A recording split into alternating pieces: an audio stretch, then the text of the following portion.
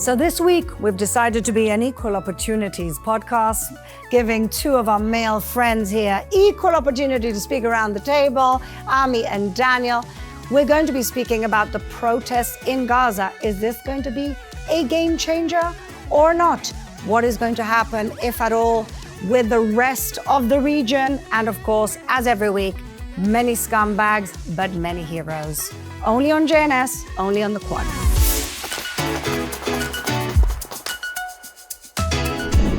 And welcome back, everybody, to the Quad here in Jerusalem on JNS with my wonderful co-host, Shoshanna Keats-Jaskel, the founder of Chochmat Nashim, elevating Orthodox women's voices and fighting discrimination in the community. Our guest co-host, who's basically moved in, Daniel-Ryan Spaulding, comedian, advocate, generally a good soul. And this week, a very special guest from LA, Ami Kozak, comedian, advocate, musician, and so much more. Okay, people, this week we have a lot to unpack, but mainly the protests in Gaza. Are we to take them seriously? Is this something which is theatrical? Some people are saying it's a conspiracy by Hamas to pressure Israel into more humanitarian aid. Some people are saying that they're engineered by Fatah. Of course, the rivals, the political rivals of Hamas. And of course, everybody always blames Israel and the Jews, saying that we're behind it. But ultimately, there are people there. First of all, a young man, 22 years old, was just executed a couple of days ago for speaking out, protesting. The free press, nowhere to be found. Al Jazeera, we have your number. We know who you are. You are the propaganda arm of Hamas and the Muslim Brotherhood because you've been nowhere around these protests. And of course, just innocent families saying, Hamas, you've ruined a life. Take a look at this. A rare public show of opposition to Hamas has unfolded in Gaza. Out, out, out, Hamas get out. People are heard chanting in this clip. We don't want Hamas or anyone else. Hamas has destroyed us. I swear to God, we hate them. Their rule has ruined our homes, destroyed us, killed us, and displaced everyone. Hamas has tortured and killed 22-year-old Gazan Odai Nasser Sadi. His body was left in front of his family's home over the weekend. A group that belongs to Al-Qassam Brigade kidnapped our betrayed son, Odai al-Rabai, with a silly excuse, and they tortured him to death without taking in consideration his mother's and relatives' feelings. They betrayed him and killed him, thus we shall hit with an iron fist.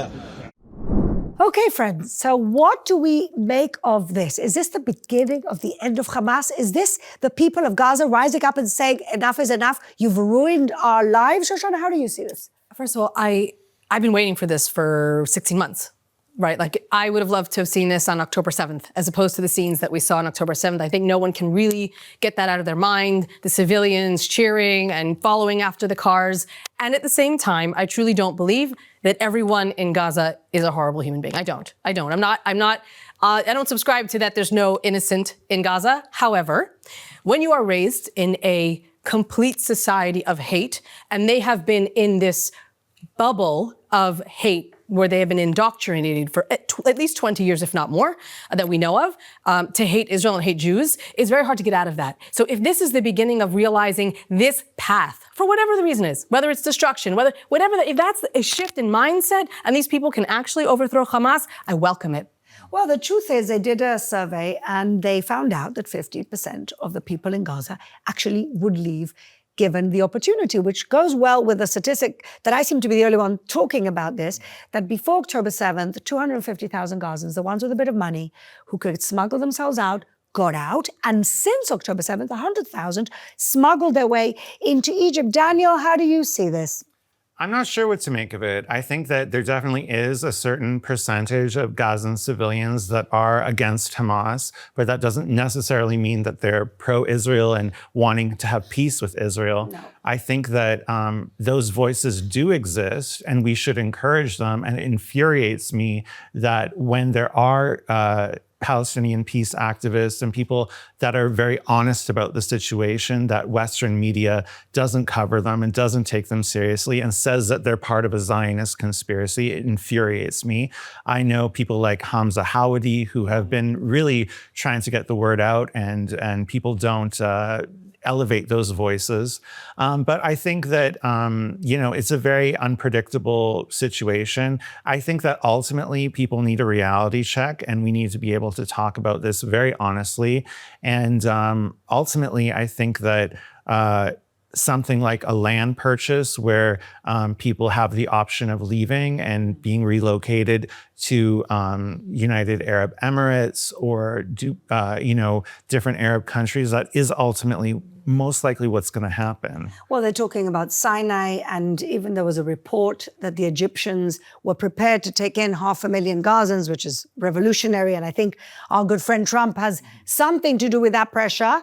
And Ami, this is the first time we've had two men on our show. Let nobody say we don't believe in equal opportunities. Well, I'm happy to be here to break the glass ceiling finally on the quad with my guy. Absolutely. And you should be very happy. Finally, men get some representation in media. I think it's time. I think it was time. And, it was painful for us, but I think we did the right thing. Yes. Especially we made an exception for you, Ami. Thank So, you. Ami, what do you think our friend Trump would say about the exit of some of the Gazans by will, Well, I'll say this. First of all, everybody, if they haven't recognized Trump's strategy all along and his approach to doing things, it's saying something completely out of the box. Yes. And then all of a sudden there's this paradigm shift, because for so long, there's always been these default positions based in illusion, two-state solution.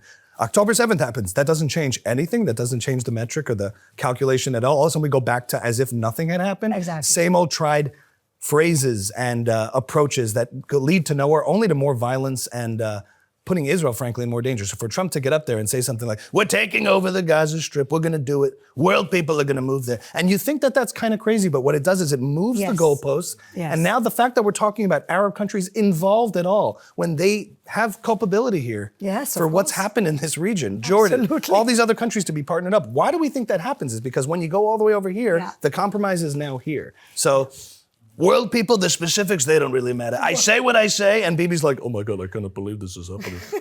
I'm just keep cool, Bibi. Just stay smiling and keep it cool. Right there. He's looking over. And I imagine they might have had a plan beforehand when they faced the press. Like, listen, Donald, when they ask us what we discussed partnering with our Arab neighbors in the region for peace and stability. And he's like, I got you, Bibi. We're taking over the Gaza Strip.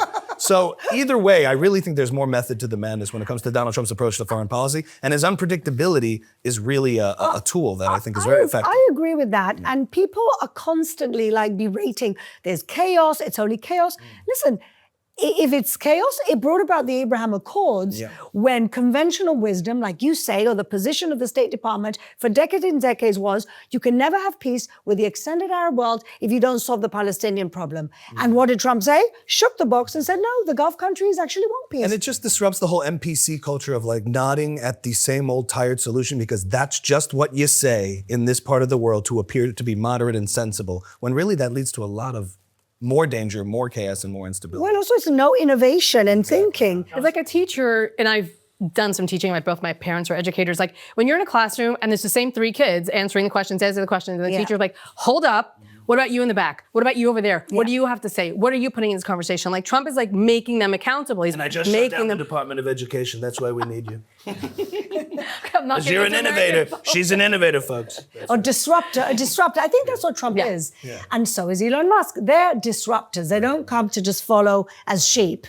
Well, what was brilliant about the Abraham Accords was that the idea was to always resolve the issue between Israel and the Palestinians. Yeah. But with the Abraham Accords, they basically made peace with the Arab neighbors outside. So it was sort of like, instead of going directly to the Palestinians, it was making peace with the countries surrounding.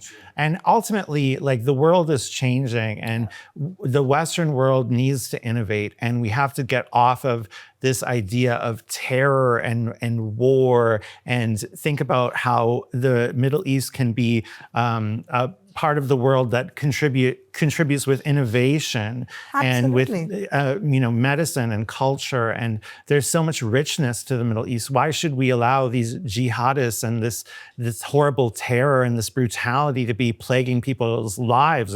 It's like barbaric. Absolutely, and I think finally that was the conclusion of the MBS, who's the ruler of Saudi.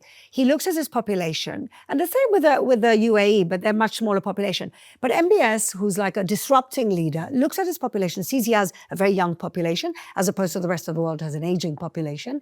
He sees that the Muslim Brotherhood that brought his country essentially to be the people who did 9/11, or the people in his country do 9/11. And he has a vision and he says, well, this can't be the future for my country, for the young population. And you're right, Daniel, in the sense that I always say that the Middle East could be the next superpower because we have the resources. You got all the oil, you got the gas, you've got a young population, you've got people who are intelligent, but it's this very toxic death cult, which is basically has been predominant. And this is what we have to get out of. And we hope that we get out of it at some point. And you're still using squeegees here, and we have to fix that. I mean, for all the innovation. What do you use? And you guys, it's always hot water for everything. There's no soap, just water everywhere for everything. And anti-Semitism is a mind virus. And I think that the Palestinian flag, that flag means I want to kill you. Sorry, am I allowed to swear? It's let's go destroy the Jews. Let's free Palestine of the Jews. It's a way to hypnotize people. That's what jihad is. And that's what people aren't seeming to understand when you inject that ideology into the West, onto college campuses, into a society. It destroys a society. Absolutely. They've only destroyed themselves, and the result is plain to see. But now what the Israeli government is talking about, which I also think is talking their language, and probably even Trump's language as a real estate guy, is saying, okay, you're not going to give us back the hostages. We're going to take land. Every day that you don't give us back the hostages, we're taking land. What do you think about that, Ami? I think back to the whole point about where things stand, seeing protests against Hamas, right? First of all, I was always suspect of the idea of free Gaza from Hamas. Yeah. It's also this sort of self-comfort to say, if we just remove these guys, we're left with a peace-loving population. Yeah. And again, I'm confused about where things stand, because on the 7th and at the Biba's funeral, you see mobs of people cheering with their whole families. Yes. And then you see protests in the street. So it's unclear, but I think there's a fundamental misunderstanding of the population in general. North Gazans don't identify with South Gazans. Yeah. And to impose these ideas comes from a place of ignorance, which is very dangerous. Especially, that's been the West's approach to the Middle East from the get-go, carving up random countries and states. On the idea of your question, which is about taking territory, just the idea of, to the extent that Israel asserts its strength, you see the deterrent effect it has on turning a population against its current leadership. Yeah. This part of the world respects power, not restraint. Restraint is seen as weakness. Compromise is seen as weakness. Power is respected. Yeah. And to the extent that Israel asserts itself, and I feel should have been doing from the very beginning, this is how you turn the tide. This is how you get hostages back. It is not because of compromises. It is because of Israel asserting its strength against its enemies. Brute strength is the only thing that works. And in the north, for example, we've had attacks now in the north of Israel when most of the evacuees have gone home. Yeah. And you see rockets being fired. And what did Israel do? They fired rockets at Metula, and we went back to Beirut. We're saying we're not messing around. To think about Israel a year and a half ago, when the Hezbollah set up a tent on the border on our side, and we were too scared to bring down a tent. And now the game is over. The game of this kind of acceptance, we want to buy quiet. Let's just keep everybody happy. So let's not... That is over. Yeah. And it's very interesting, because when Trump said, I'm going to take over Gaza, you know, I've got an Emirati friend who writes, I'm in this policy forum with a bunch of Emiratis and a bunch of other Gulf Arabs. And he was like, Trump speaks Middle Eastern. Yeah.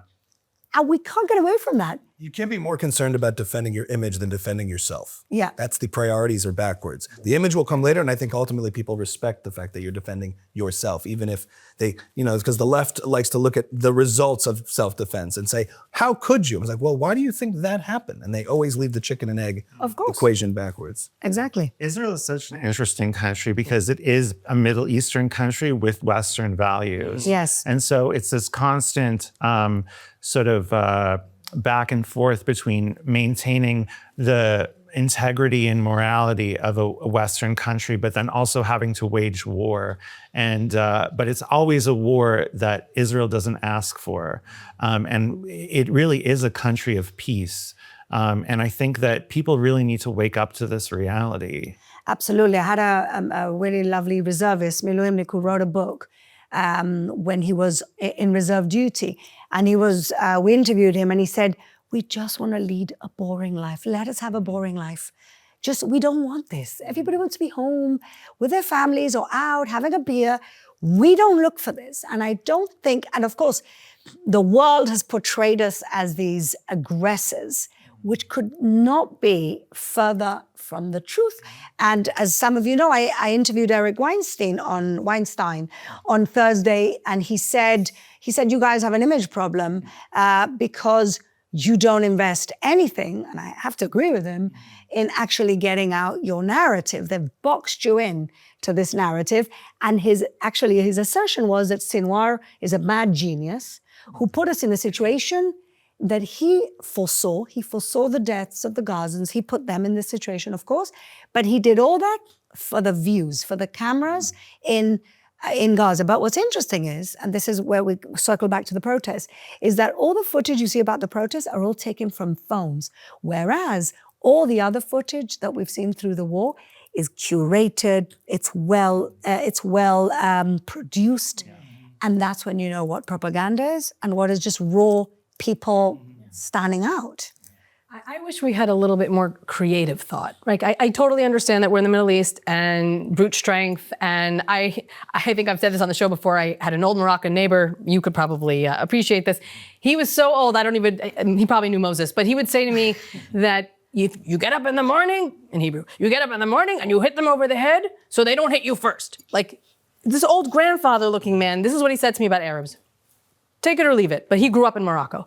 However, yes, and I want to see creative thought. I want to see what you're saying about Trump, where you're saying, oh, you don't like this game? Psh, here are the pieces. You know, like, what are we doing to break ourselves out of that? What are we doing to say, okay, I could bomb you to oblivion, or I could think, you know, here's my new village. I'm calling it Trumpalada, whatever it is, and you're never ever going to get it back. Beseda, you're never going to get it back again, ever. Yes. And this is going to continue. I'm fine with that. I have no problem with that. I have no problem with that, really. And any Gazan who wants to leave should be able to go. I would like to see more creative thought. I would like to see more out of the box thought, and not allowing ourselves to be in that dynamic. To be in that trap. Yes. Which is what Eric says. And he's right. They boxed us in, put us in a trap. What else could we have done after October 7th, which was basically a shock to the system, a day that nobody thought, you know, it's changed all of us forever. And also Islamists, they don't think a year in advance or 4 years in advance. They think 10 years, 20 years, 50 years. Like Hamas is sort of like the badly behaved stepchild of the Islamic Republic. But like the Islamic Republic and the Ayatollah, they're like evil geniuses and they think long term. And so really the subversion and all the things that they've done by turning these young kids against Israel and injecting this hatred of Israel into the youth, the goal ultimately is to disconnect the West from Israel so that eventually the left of all Western countries will be so anti-Israel and so anti-Semitic that Israel will lose any sort of partnership with Western countries. But I think it's even wider than that. It's not just about Israel. It's about hating their own countries. Exactly. That's subversion. Exactly. That's what they've been doing. And in fact, now our friend Trump has threatened them. He said, look, I'm open for a peace deal. You want to make a deal? Trump's the guy to make the deal with. They've said no. We don't want to have negotiations on our nuclear.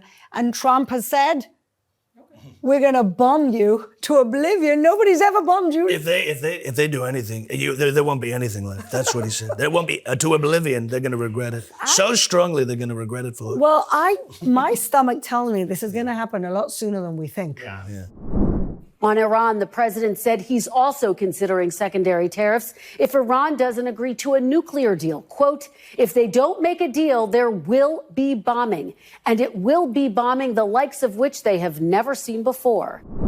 I feel like we're living through, I always feel like the past 16 months we're living through the most insane moments. Yeah. And yet, I feel like we've also, as Jews, been prepared for this. Like, guys, this is, like you say, Daniel, they've told us their intentions for a really long time. Why are we not listening? Yeah. They want to make the world Muslim. Yeah. That's the goal, and we have to stop acting like it's not. And back to the thing you were saying also about what Eric Weinstein was talking about in terms of how we put the image out and try to get the story out. See, I go back and forth on this because when Israel does do that, they come at it from a place of apologetics or trying to signal really from an altruistic sort of left-wing perspective, like look at how humanitarian and how kind we are, how good we are. And you have to remember, the left especially hates Israel for winning, for being, so I think owning your moral superiority of being a better country, not to gain favor in their eyes, because the fact that Israel's morally superior and more virtuous and a better society is what they hate about it. They hate the fact that Israel is victorious, because in an oppressed-oppressor narrative in which the oppressed is always the victim and therefore always virtuous, the oppressor by nature, by succeeding, must be the bad guy. Exactly. That's not going to work. I think going in, and you can't claim Hamas is responsible for all this death and destruction and then claim we are responsible for the well-being of Gaza rather than protecting our own citizens. Exactly. I think they have to own the fact that, look, this all did happen. Hamas is completely accountable for every death in Gaza. Yeah. We're not going to apologize for the way it looks. We're not going to apologize. And try to appease you by saying, oh, but we're gonna fix it. We can't apologize. Because that undermines your own narrative. Yes, and we can't apologize it for self-defense. Yes. We can't apologize it for protecting our citizens. Did you see those bastards in The Economist? What the hell? Yes. Fake news. What it is. Well, and the year before. Exactly. The year before they had Israel alone. Israel alone. We're abandoned, we're losers. That's okay. But now Israel's, what is hubris? The hubris. Hubris. That's your right, Ami. At the end of the day, we need to fail to be sympathized. But like Golda Meir said, and I think with that we'll finish the segment, we would rather be hated than dead. So with that, we move on to our very, very favorite segment, Scumbag of the Week. I want to first say a couple of things. I want to go to Daniel first, but I saw Daniel's show in Tel Aviv, and I have to say, Daniel, you were hysterical. Oh, thank you. I was the one laughing like a hyena from the first moment at the back, and you've got many more shows coming, so we will be promoting your shows on our show. But I want to say something else funny. Somebody wrote in one of my comments, Daniel-Ryan Spaulding has taken your spot for Scumbag of the Week. Like if I'm going to be upset about it. Guys, this is our show. Anybody who does Scumbag of the Week and he gets lots of likes, is good for us. So thank you very much. With that, Daniel-Ryan Spaulding, who's your scumbag this week? In the 1950s, being a communist was career suicide in Hollywood. 70 years later, it's a requirement. Hannah Einbender's speech at the Human Rights Commission will go down in history as a betrayal to women, to Jews, and the entire free world. In my opinion, there are architects of humanity's slow extinction and the destruction of planet Earth. They are men with names. My queerness is a tradition of social justice, as is my Judaism. To me, these are traditions of humanity, of care for human life.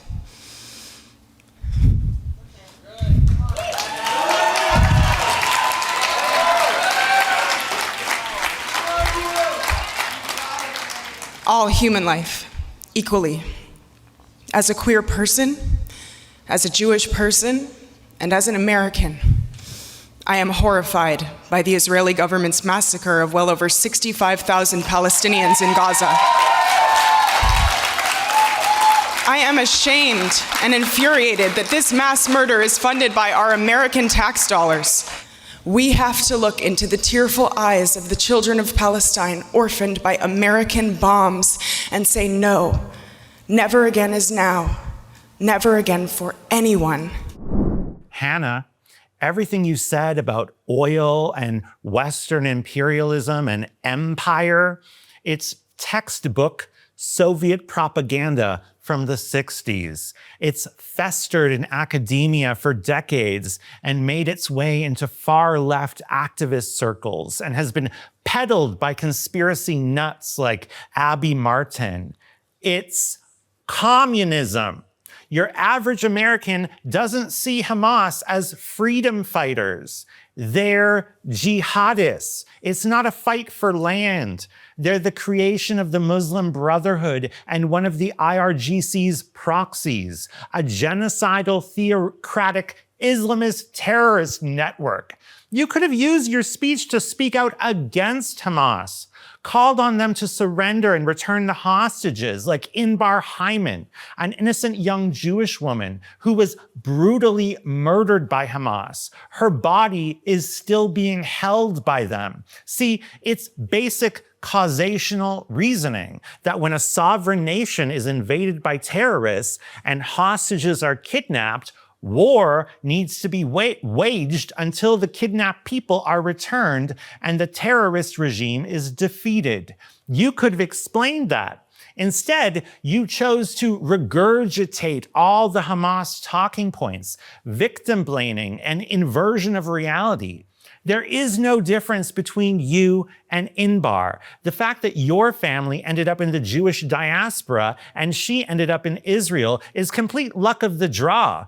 Unless you think you're exceptional, like American exceptionalism, you're ideologically captured in a little tiny bubble of spoiled, wealthy Hollywood sickos. You made a fool out of yourself, and you grossed everyone out.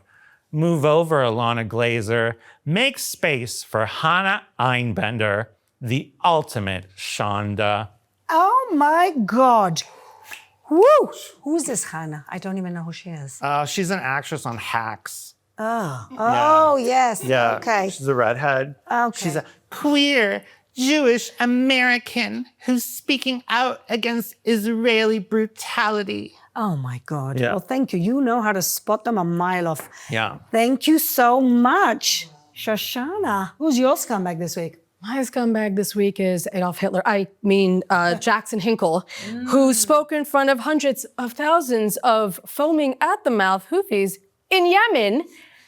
Guys, I gotta say, I thought it was fake. It was like the moon landing, but actually fake. I was like, this can't be real. He's standing in front, you have to see this video. And I guess there's a translator, so he's all just Third Reiching up there, and they're just putting it in Arabic. And he's like, what does he say? America and the Zionist entity fear Yemen more than anything else and are waging a war against God.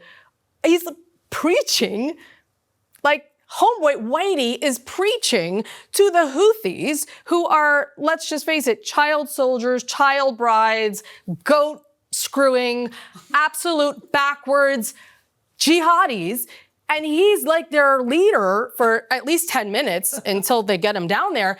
I'm like, who is this guy? Where did this guy come from? Who's his mom and dad? Get your boy, because he's a joke. And worse than that, he's got a following. So Jackson Hinkle, I don't know where you came from, but you could stay in Yemen and wait for the Israelis or Trump to get there.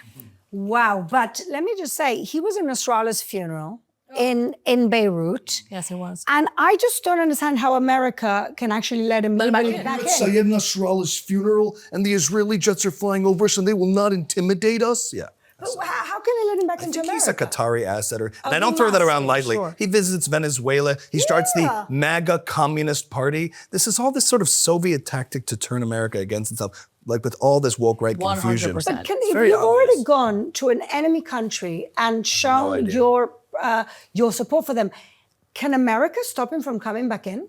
I'm sure there is some sort of clause of citizenry that you can't support a terrorist regime. Yeah. Well, it's like in England, for example, when one of these... Exactly, it's called treason. I mean, America is literally right now in a war with Yemen. Yeah. They're attacking, Yemen's attacking us, America's attacking Yemen. That's what's happening right now. How can this guy go home? I think there's a post that's about to come up. Well, I've been stopped at customs. My followers stand with me and the Houthis and Sayed Nasrallah. I think we're about to see a post on Twitter about that. I can't wait. The guy's cruising for bruising, and I can't wait. A lot of these people need to go to jail. Oh my God. They started in America. They've started flinging them to jail. Or stay in Yemen. That will be jail once you realize where you actually are. Ami, I can't wait for this one. Who's your scumbag this week? So on the subject of woke right influencers and commentators that are on the ascent, which I think it's important to recognize, I have Jake Shields, and they're going to love this because attention is like oxygen for these people. Yeah. The problem is you ignore them enough, and then when they start to get this sort of weird internet mainstream support. You really can't ignore it, and you have to tackle it. Jake, coming for you. Well, I probably can't physically take him because he's a former MMA fighter, but he's gotten kicked in the head many times, and I think every kick was the Jews, the Jews, the Jews, the Jews. Because now he's got this podcast, and he's out there saying, you know, why is no one talking about it? Like, dinosaurs, they were all went extinct. Everyone thinks it's like a meteor, but like, I think it might have been Jews. I mean, we don't know that. I mean, look at Jurassic Park. It was made by a Jew. Jurassic Park was made by a Jew, Steven Spielberg. No one's asking that. And the other guy in the movie was Jeff Goldblum, also a Jew. So he's just like looking at Jews everywhere and seeing Jews, but no one's talking about it. Why did dinosaurs just go extinct? Everyone just assumes, was anybody there? Did anybody see it? Did anybody witness? Could have been Jews. No one's talking about it. I'm talking about it. And when you talk about it, like you get canceled and shut down. I'm like, you get canceled and shut down, and you're building this audience, and that's all you talk about. Even Alex Jones is trying to like distance himself from these people. He put out a thing. It was funny when Trump won in 2024, there was sort of this, okay, MAGA needs to clean house a little bit. Yeah. There was this big umbrella of support, and then you see certain people get up there and say, all right, look, I'm just gonna say it. There's all these guys, they're just obsessed with Jews. Like, I'm just like, yo, guys, it's not always Jews. We're just obsessed with Jews. We gotta stop talking about Jews.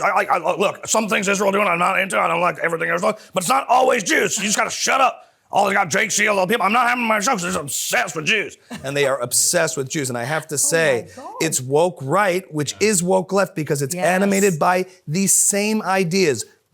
Guilt, envy, resentment, and essentially blaming the world's problems on simple solutions. So the woke left blames capitalism, radical ideas, they use all of these low-hanging fruit to have simple solutions, the patriarchy, while the woke right blames the Jews, and by extension, all the things they think Jews control, capitalism, media, and they just like to use these things. And when it comes to your life being in shambles and you're trying to fix yourself or society, and there's a choice between blaming yourself and blaming others, people seldom blame themselves. That's a quote from Thomas Sowell, and it's applying now to the woke left and the woke right. Both woke, both wrong. Absolutely. Very good. Thank you so much. I mean, we've spoken about the woke right here before, and of course, your friend Tucker Carlson. Exactly. So unfortunately, there's a lot to pick from. And at the beginning of the Trump administration, we're really worried about who's here. And thankfully, he's gone for the, wonderful evangelical love. Well, that's because they control him. Because they have some on him. Or KGB too, they have black men. Yeah, exactly. No one's talking about it. I'm talking about it. So we have to keep talking about this. I think so. You got to recognize it where it is. And don't be so afraid of being anti-cancel culture that you won't call out any speech. Well, I think that's like, you have to be discerning. It's like, there was a commentator in the UK who used to say that the Jews are the ring, that, the Lord of the Rings thing, the ring that unites them all. The hate that unites them all. Right. Is Jewish hate. It's so sad, and I can't believe we're here after thousands of years. Back to square one, still here, still alive, but now with a country, we don't get messed around anymore. Okay, so my scumbag of the week has been a scumbag before, but this week he's particularly scumbaggy. Erdogan, President Erdogan from Turkey, who at a rally this week said that what did he say? The enemy of humanity is the Zionist entity. Just watch. We see what's happening in Palestine alongside everything else. And may God destroy Zionist Israel for the sake of his glorious name, the Almighty. Yes, this is Erdogan, who locks up his political opponents. The last one he locked up is the mayor of Istanbul, who's actually a real opposition to him and has a lot of popularity in the country, and he thinks may win the next election, so-called election. He's locked up journalists. He is going against NATO. Yes, he is a NATO member who is actively supporting jihadism and the Muslim Brotherhood. He has got his nose into Syria, where he wants boots on the ground. He has been messing around and massacring the Kurds and getting even Kurds who win regional elections in Turkey. He basically gets them out of office. This is a disgusting man who holds the country, which is between Europe and the Middle East. He is friendly with Iran. He's friendly with Qatar, all the bad guys. This is Turkey. This is Erdogan. And he's still blaming us for everything. And he is the scumbag that keeps getting worse every single week. So the world has to really do a lot to try and help the Turkish people The Turkish people are essentially a secular people who this man is radicalizing more and more every year. Ataturk, the founder of modern Turkey, founded Turkey on the principles, on the principles of secularism. And that's what made Turkey special. Turkey was one of Israel's best friends only a couple of decades ago until this man got into power. And so, Erdogan, you are a scumbag this week and every week. Good riddance. All right. He gets away, by the way, with bombing the Kurds, bombing Syria. Nobody says a word. Oh, occupying Cyprus? Nobody says a word. How's that? The guy occupying Cyprus? Nobody talks about that. Wow. It's like Israel, Israel, Israel. Don't look at what I'm doing over here. It's Israel, it's Israel. That's what they do. I think he's Mossad. Yes, of course. All the worldwide would say that. Yeah. But yes, Erdogan is just horrible, and very dangerous. Well done for calling him out. A very dangerous person that people forget is there, but he's in a very pivotal position and a very dangerous man. Okay, and as we like to finish our show on a good, positive note every week, we want to talk about our heroes. Shoshanna, who's your hero this week? My heroes are the teachers who get the kids into the mamad, into the shelter, when the Houthis come to town, because we've had numerous rockets from Yemen in the past, I don't know, week and a half, and a number of them have been during school hours. And parents are obviously worried about their children, and are they going to be taken care of, and are they going to get them to the shelter on time? Are they going to be hysterical, depending on the age of the kid? So my sister sent this video. Take a look. This is a video of her daughter's class. The teacher got them all into the shelter on time, and they were singing. You can hear them singing. I've blurred out the faces for privacy, but you can hear them singing, it's a song that just says, everything's going to be better, everything's going to be better. And they say a lot of times that trauma, if you in that moment process it, so then you won't have an after, a PTSD. And so the teachers don't only keep them safe for that moment, but they assist them in processing that trauma so that they can come out of it. I know there was a young girl in another friend's class, kids class, who was very, very afraid. She was hysterically crying. And the teacher got all of the kids to say, if you're happy and you know it, say hila, hila. And they just got her through that moment of it's very scary for a kid with these sirens when you're in the recess or you're in wherever. And so the teachers who keep our kids safe during these rockets, thank you very much. You're my heroes of this week. It's such an important point because it's not just through this war, but in the south of the country for 20 years, since Hamas got into power, there've been rockets. These kids in the south of the country have grown up running to the shelter. And they have 15 seconds. 15 seconds, not like we have a minute and a half. And I'll never forget, I was on an Israeli TV panel and there was a teacher there who actually wrote a song about running to the shelter, like a special song. And she sat there with her guitar. And like you say, it's almost like, you remember that Holocaust movie, A Beautiful Life, with the Italian? And it's how this man sheltered his son from the concentration camps. It's almost like Israelis are constantly finding ways to not just normalize, but to kind of protect and create this resilience, bubble of love and resilience around this. So beautiful. Thank you, Shoshanna. Ami.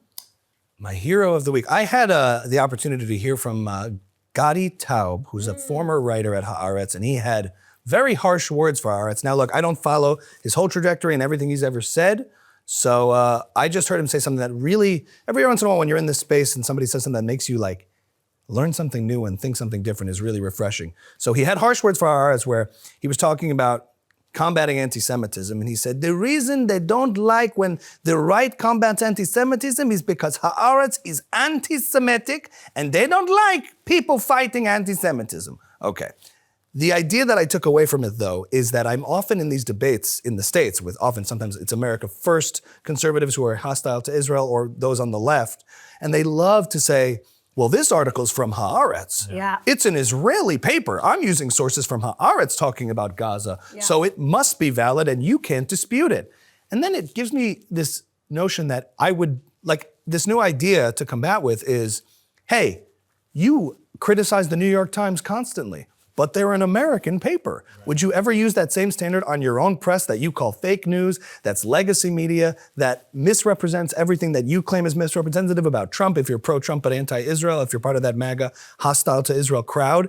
And it's like, well, that's an American paper. So you just have to push back a little bit to say, like, hey, using Israeli press and Israeli sources. If you only knew how the left-wing press feels about Israel in and of itself sometimes and reports about it, that it may not also be accurate just by the nature of, they obsessed with using identity as a way to sort of disqualify ideas. So they claim to be all about free speech and debating ideas, but they constantly default to these weak positions of identity. And, well, it's an Israeli paper, so it must be true. Well, I don't think you trust the New York Times either, even though that's an American paper. Exactly. So it kind of lit a light bulb for me. So I appreciate the words from Gadi Taub. He's also a drummer, and afterwards we jammed in the lobby of the King David. That's so very cool. Gadi Taub is a real thought leader in this country. He's also somebody who was left and who kind of took the blue pill, you call it? Red pill. Took the red pill, moved over to the right, and also the blue and white pill. The blue, and it also talks about the little man, and he talks a lot. He talks about how about globalization has basically screwed the little guy, and he's a really fascinating guy. But he's completely right about Haaretz.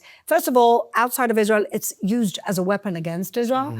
But Haaretz is not a newspaper. Haaretz is a propaganda agenda of the anti-so-called occupation, and that's all they care about. I used to read it on Fridays just to see what the other side was thinking, because I tried to kind of get a whole host of opinions, until Amos Shokin, the founder of Haaretz, his father was the founder of Haaretz, came out in London in a conference and said that the freedom fighters that Israel calls terrorists. The minute he said that, I was like, you no longer deserve my 22 shekels or whatever it was to buy the Haaretz on a Friday. And yeah, they're disgraceful, and it's a shame because Gadi Taub used to write for Haaretz. Right. They used to say, look, we have a range of opinions. And Shofefa, who's pretty right and anti-Bibi, but he wasn't always like liberal left. All those writers are gone. So, Daniel, who's your hero this week? Okay, so my hero is Josh Seater. He is a satirist on Instagram. Josh? Josh Seater. Seater. So Josh basically does these parody videos of these sort of queer trans grifters. Music in my mind saying it's gonna be alright.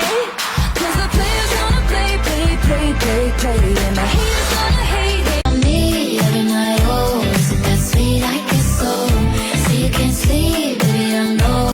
Hey everyone! Assalamu alaikum! As a trans Muslim woman who's also gender fluid, we've shown a lot of support to the Palestinian community over the last couple of years.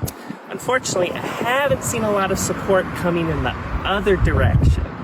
So today I'm here on behalf of all Muslims everywhere to show our love and support to the queer community.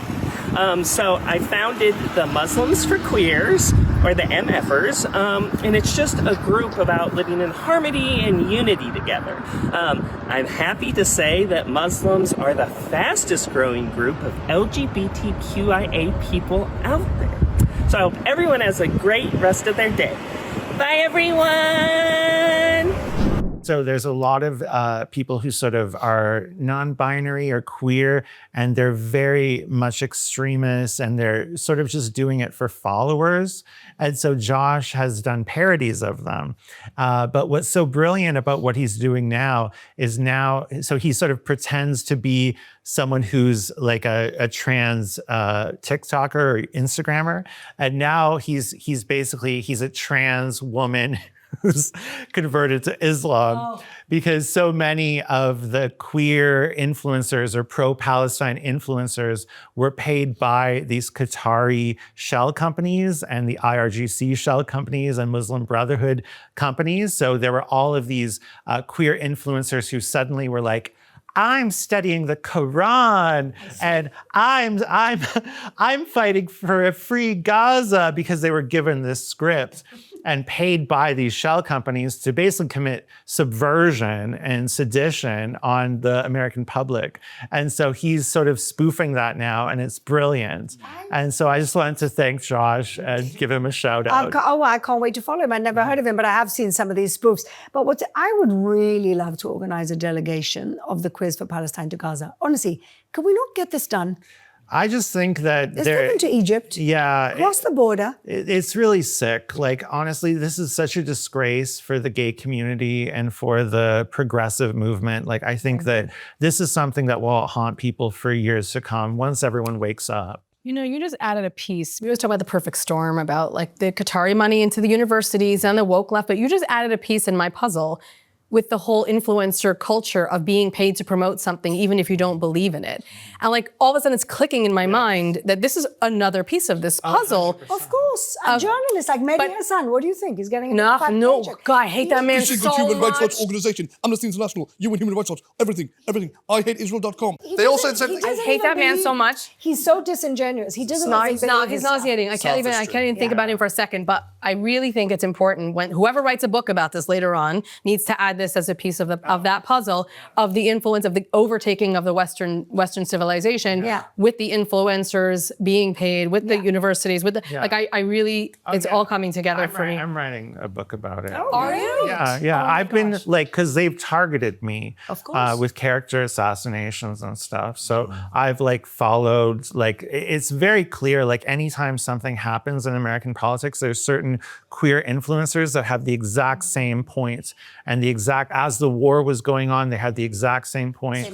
All the little kafia kids, they basically were given scripts and are being paid by these. That's what I'm saying. I knew they were paid, but that being paid to promote something that you don't necessarily believe in has been legitimized from the Jewish community of, you know, skirts and shekels or whatever. No, seriously, to beauty products. This is, do you understand what I'm saying? It's just part of the culture now, and it's legitimized. And the reason, for a second.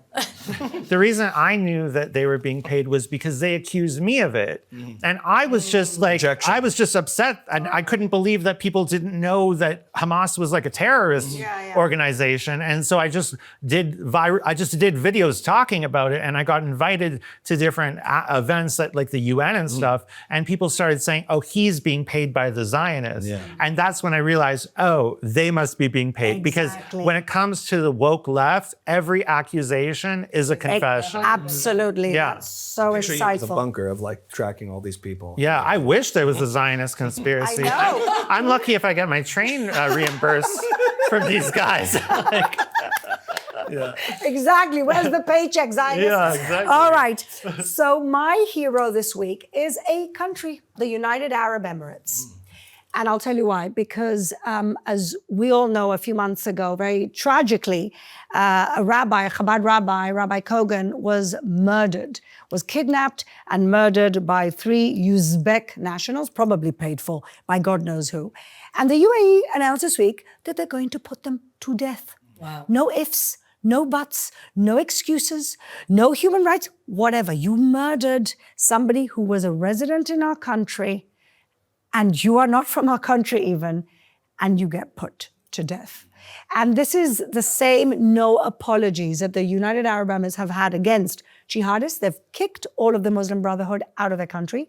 I'll tell you where there's no college protests, in the colleges of the UAE, including NYU Abu Dhabi campus, where there was a little murmurings. They threatened and nothing. It's over. So yes, I know that it's not a democracy, but in the Arab world, let me tell you, you need a good, benevolent dictator who sees right from wrong. And that is MBS, Mohammed bin Zayed Al Nahyan. And I think that this sends a really good message to the world, to the Arab world. You come into our country, you kill a resident that is here by invite from the kingdom, you don't deserve to be alive. And for that reason, I think that the United Arab Emirates this week deserves to be our heroes of the week. Absolutely. Absolutely. I'm very happy to see that. That was devastating news. It was devastating to watch that whole thing for hours. We didn't know where he was, and then they talked about him being kidnapped, and then he was killed. But also because the UAE has their branding, their identity for a number of years now has been about tolerance. They want to celebrate tolerance, and they say that the Jews, in fact, you as a Jew, you normally feel very, very safe in the UAE. I was there, you know, from the beginning in 2020. I set up a couple of organizations around normalization, the Abraham Accords, and I was walking on a Friday night with my husband, who forgot to wear his hat. He had his kippah. We were going from Friday night dinner to our hotel, and we got stopped by a cab who pulled down the window and goes, "Welcome, Jews!" And we were like, okay, thank you. So that was the atmosphere then. And I think they're very invested in making sure that it's a place that's safe for everyone. Such a model of what the Middle East could be. Be a total pessimist without the existence of the UAE. Exactly. The idea of normalization and a potential future of prosperity with the Arab and Muslim world and Israel. I mean, to see that, these are the models of what you look to that make me think it's possible. They are the lighthouse, honestly, at the end of a very dark sea. And we hope that Saudi follows suit. I think they will. And let's pray. So we finish this week always with a prayer that all our hostages come back as soon as possible. There's talk again of another deal. So we pray that they're all home with their families very soon. Thank you for watching.